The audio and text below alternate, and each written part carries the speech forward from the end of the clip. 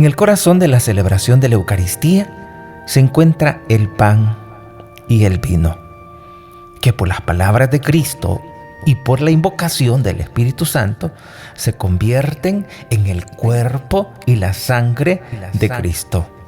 ¿Cómo se convierte? Si nos preguntamos, ¿cómo se convierte el vino en sangre y el pan en carne? ¿Cómo es esa conversión? La respuesta es por las palabras de Cristo y por la invocación del Espíritu Santo. En ese momento que se le llama la transubstanciación, en la consagración. Luego dice el numeral 1333, fiel a la orden del Señor, la Iglesia continúa haciendo el memorial de Él hasta su retorno glorioso. Lo que Él hizo la víspera de su pasión, tomó pan, tomó el cáliz lleno de vino. Así dice la Sagrada Escritura. Al convertirse misteriosamente en el cuerpo y la sangre de Cristo, los signos de pan y de vino siguen significando también la bondad de la creación. Así en el ofertorio damos gracias al Creador por el pan y el vino. Dice el Salmo 104, versículo del 13 al 15. Desde su morada riegas los montes, y la tierra se sacia de tu acción fecunda. Haces brotar la hierba para los ganados y forraje para los que sirven al hombre. Él saca pan de los campos y vino que alegra el corazón. Aceite que da brillo a su rostro y el pan que da fuerzas. Así dice el Salmo 104. Cuando el pan se convierte en carne y el vino en sangre, los signos de pan y de vino, porque la apariencia no cambia, es decir, nuestros ojos siguen viendo un pedazo de pan, siguen viendo un poco de vino, pero esencialmente ya no es vino, es sangre. Ya no es pan, ahora es carne. Por las palabras de Cristo que las dice el sacerdote, por la invocación del Espíritu Santo, por el misterio de la transubstanciación.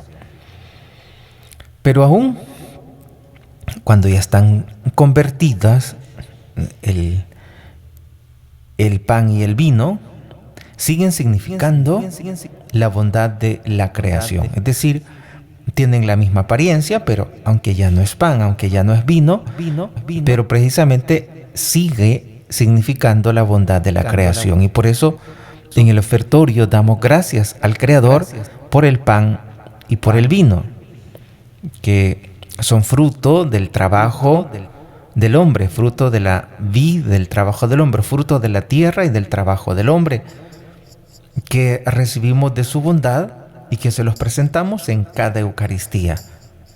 Fruto del trabajo del hombre, pero antes fruto de la tierra y de la vida, dones del Creador.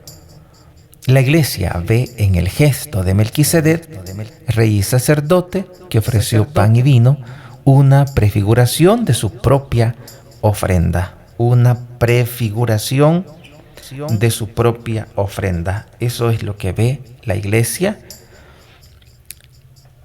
En Génesis capítulo 14, versículo 18, dice así. Entonces Melquisedec, rey de Salem, sacerdote del Dios Altísimo, sacó pan y vino. Y lo bendijo diciendo: bendito sea Abraham por el Dios Altísimo, creador del cielo y de la tierra.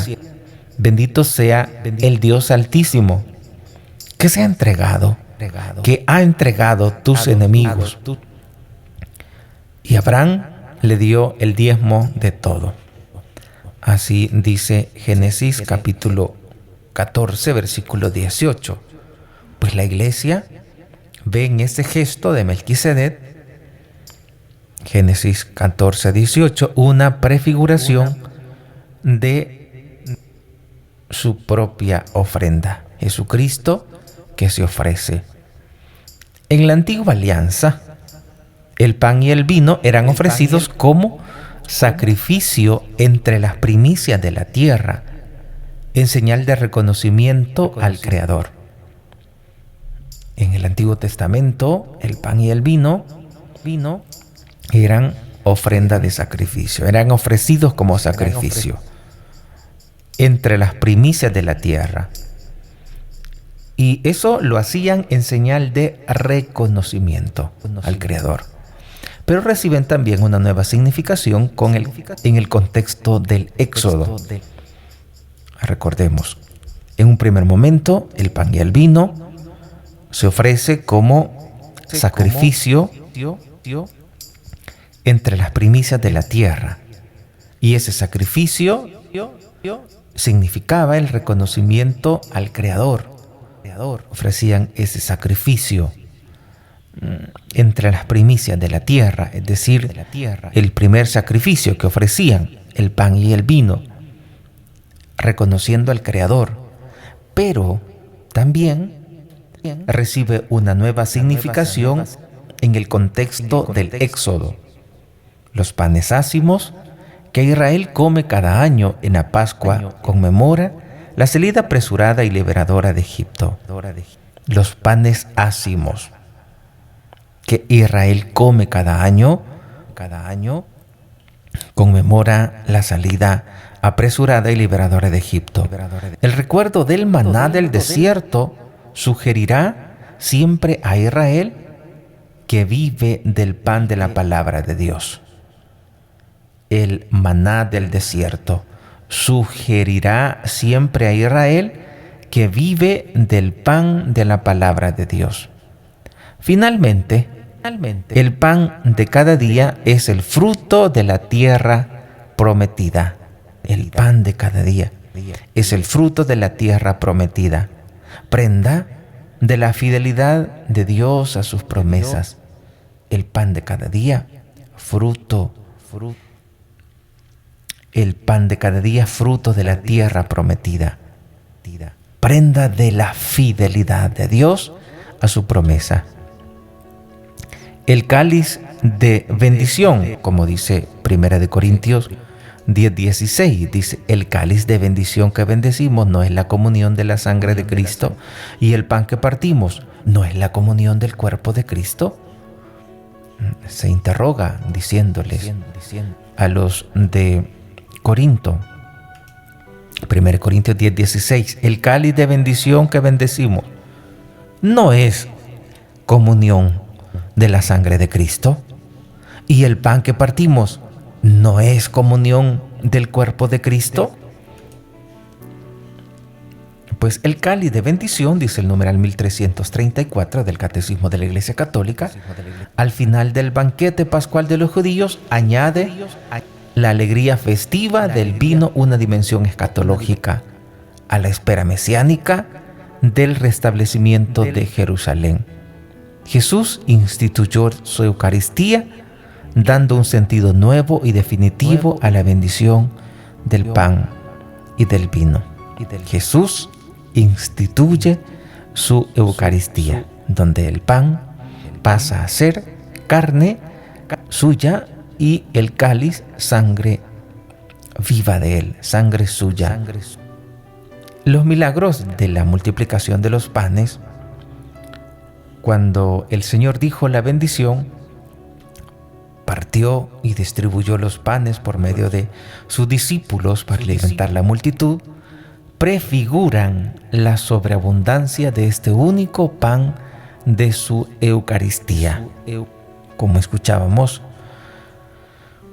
el Evangelio del domingo pasado, cuando Jesús multiplica los panes, pues ese hecho, ese momento en el que Jesús hizo ese milagro de la multiplicación de los panes, cuando el Señor dijo la bendición, cuando partió el pan, cuando lo distribuyó, por medio de sus discípulos para alimentar a la multitud. Esto prefigura la sobreabundancia de este único pan de su Eucaristía, que gusta para todos. Hay Eucaristía para todos. El día domingo para todos los que quieran. Día de semana también, por supuesto. Y esa multiplicación de los panes, pues es una prefiguración de la Eucaristía, de ese único pan de su Eucaristía. Prefiguran esa sobreabundancia de este único pan de su Eucaristía. El signo del agua, convertida en el vino de Caná, es otra prefiguración de la Eucaristía, anuncia ya la hora de la glorificación de Jesús. El signo del agua convertida en vino en Caná. Siempre está allí esas figuras, esos signos. El pan, multiplicación de los panes, el agua que se convirtió en vino.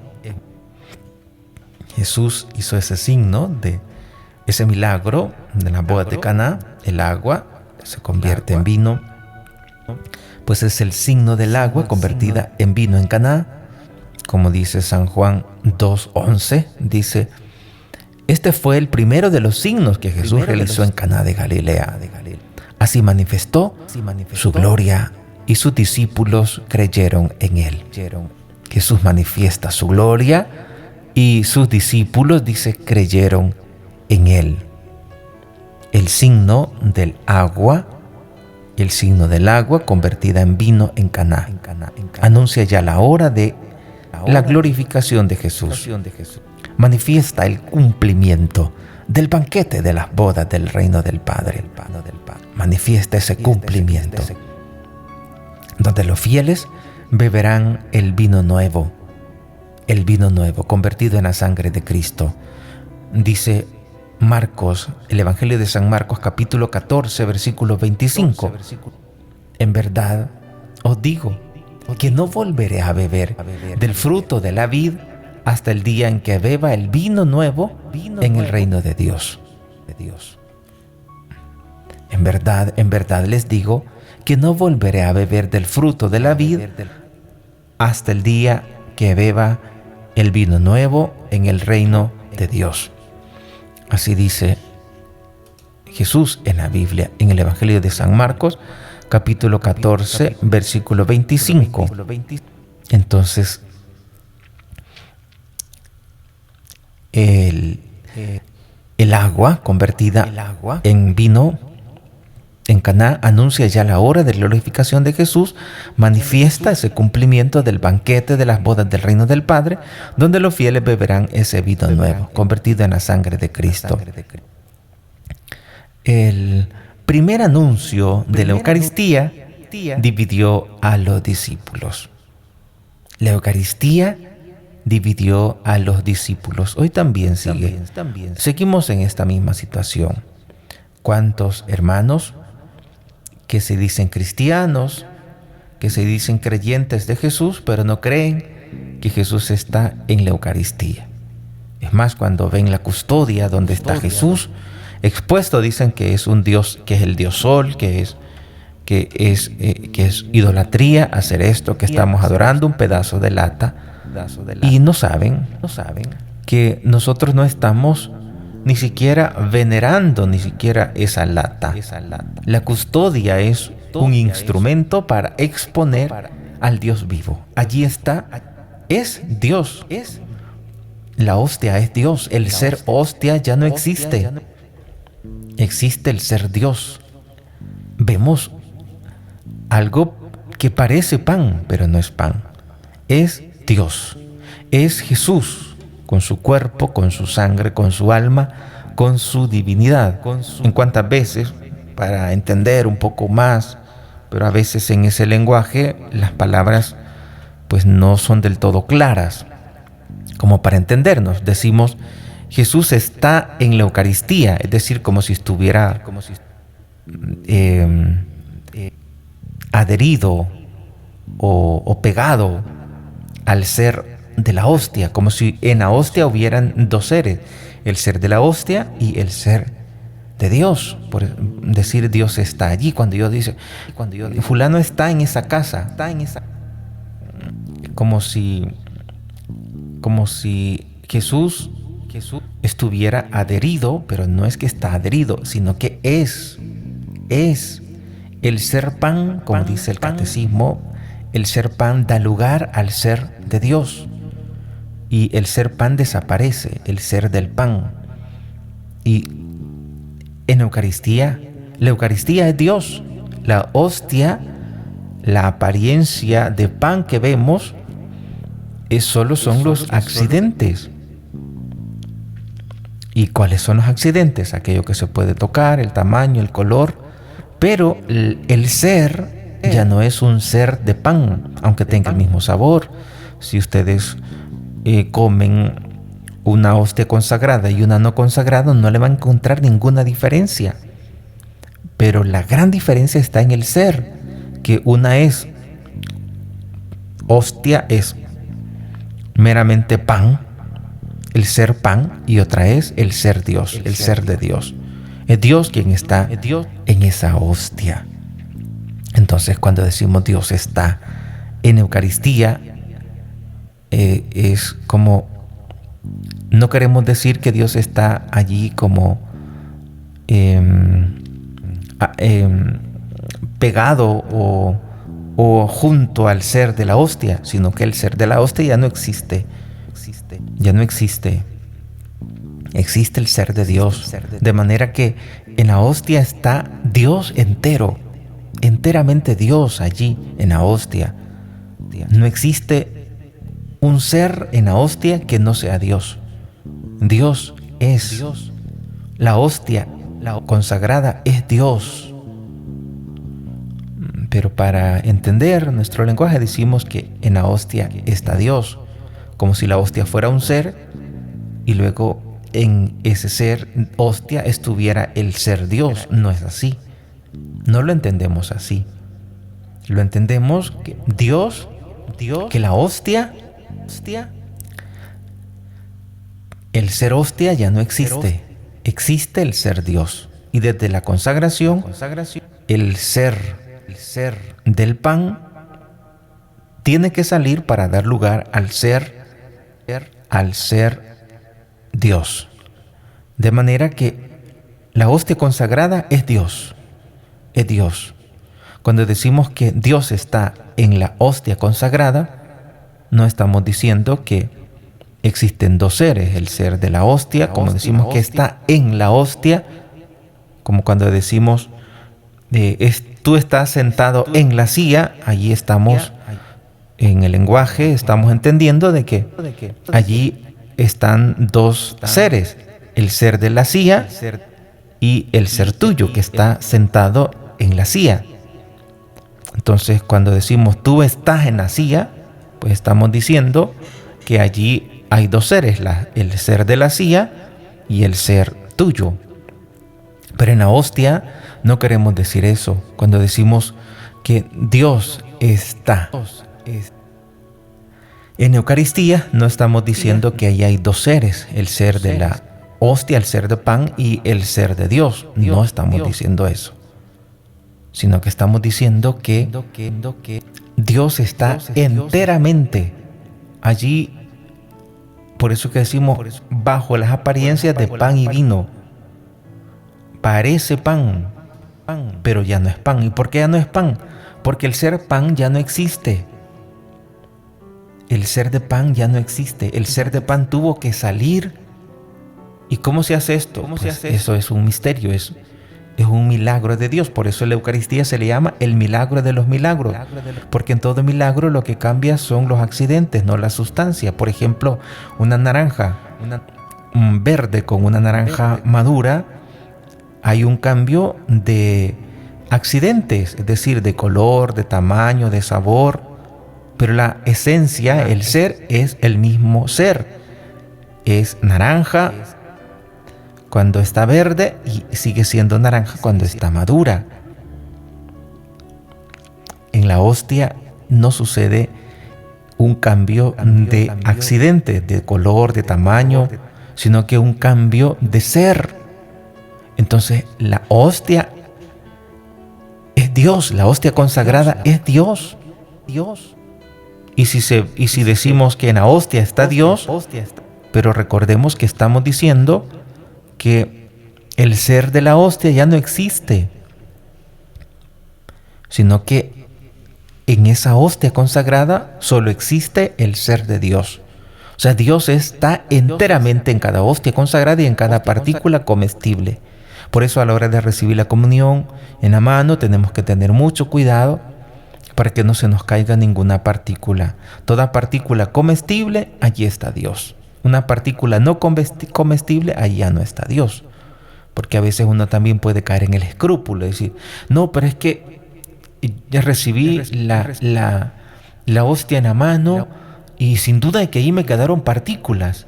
Y entonces cuando me pasé la mano, pues en mi ropa, pues ahí también quedaron partículas. Recuerden que Jesús está en las partículas comestibles, no en lo que ya no se puede comer, es decir, en una partícula visible, comestible, no en aquellas partículas que puedan quedar, lo que ya no alcanzas a ver con los ojos. Ahí ya no está Dios.